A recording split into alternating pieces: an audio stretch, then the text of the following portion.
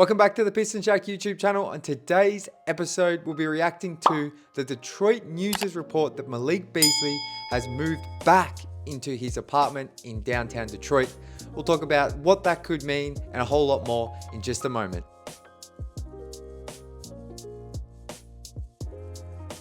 Earlier today, I woke up to this tweet from the Detroit News that, as you can see here on the right, said, breaking, a lawyer for Malik Beasley said Wednesday the former Detroit Pistons guard has paid $38,000 in delinquent rent and moved back into his apartment after being evicted from the downtown high-rise building. So a couple of months ago, not long after the initial investigation was announced in late June, some stuff came out from the Detroit News, I believe, that Malik Beasley had some outstanding payments for rent and a whole other variety of things. Some stuff in Detroit, some stuff in Minnesota. That was all alleged, and looks like obviously here the rent one was legit. So as you can see here, Malik Beasley has paid back that rent and actually moved back into his apartment.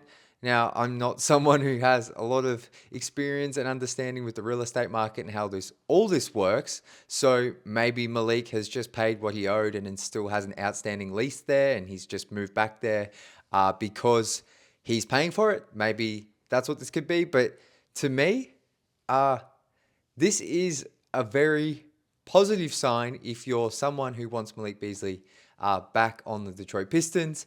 The Pistons are one of the 4 teams that have been linked to show interest in Malik, even as recent as last week.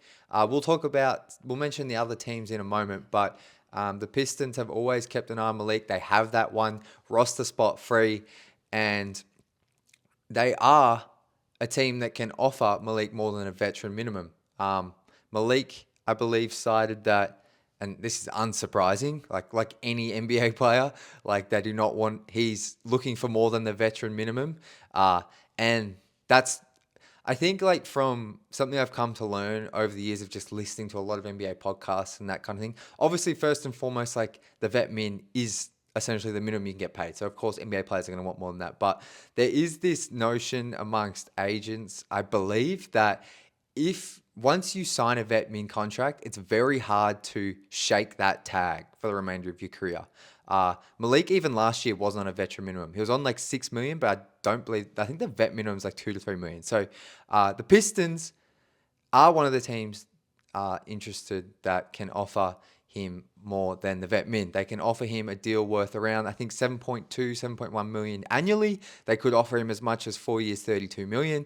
I don't believe Malik would accept that, especially because he was about to sign a 3 years, $42 million deal. So I would think that, considering everything going on, he would be happy probably to take the 1 year, $7.2 million deal, and then next offseason sign a similar deal to what he was only 24 hours away from signing a couple of months ago. But look, I am someone who, if Malik isn't a part of this, like he's not a subject anymore, or he's not a target anymore, he's still a subject of this investigation. So I kind of don't fully know what's going to happen there. But it was positive news a couple of weeks ago that he was removed as a target to a subject. So naturally, you would hope that this progresses to him not being a part of it or being innocent. But I think with how close we are to the regular season, if the Pistons were to offer him a contract, you would think they would do so knowing some form of outcome of this investigation, that they are bringing him in with something that wouldn't disrupt the locker room or that kind of thing. And I don't think Malik as the person would pose any threat to disrupting the locker room or that kind of thing. It'd be more this investigation going on in the background that could be some form of distraction, which I could see a front office potentially not wanting to bring in, which is unfair probably to Malik, especially if he's completely innocent. But if the Pistons do want to offer him that contract, like I said, the other 3 teams to show interest, as you can see on the right, are the New York Knicks, Cleveland Cavaliers, and the Minnesota Timberwolves. Those 3 teams are all into the tax and can only offer him a veteran minimum. So the Pistons of the 4 teams can offer the most. We've spoken about this last week when we last did a Malik video, so that is nothing new. But the big news of today is that Malik, as per this Detroit News report, has moved back into his high-rise apartment in downtown Detroit. And look, okay, like we said, there's still a lot to play out. Training camp's about 4 weeks away. Maybe he's just moving in there because he's got a lease there, and if you're paying for something like that, maybe you just want to live there, especially while he's, Detroit are one of the teams that have shown interest. The whole time we've always cited that the Pistons have that free roster spot. Last season was a magical season for the Pistons, and Malik was a huge part of that. He came in, hit 42% of his threes, should have won Sixth Man of the Year, made the most threes all time off the bench, hit over 300 threes.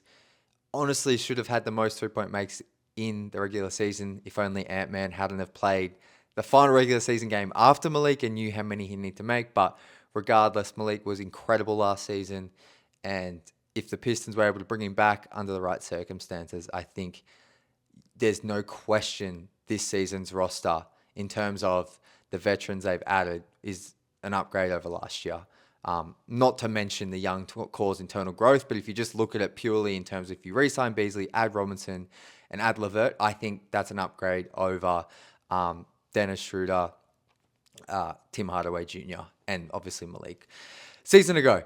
So that's what we've got to today. We'll keep an eye on this. Like I said, training camp's about 4 weeks away, maybe just under. So you would think if Malik is going to be a Piston, it's going to be probably in the next 3 to 4 weeks. I can't imagine they're going to bring him in after training camp. I think that's quite a crucial time to bring in players, especially a player like Malik, who would be a huge part of the rotation. It's one thing to sign like a end of the bench guy to fill out depth, like the 14th, 15th man, but it's different that they can be signed, I feel like, during training camp or after. Player like Malik, I feel like more often than not, you probably want to get him in before training camp, but we'll see what happens. Stay tuned. We'll have all the latest updates here. But thank you so much for watching. And as always, go Pistons.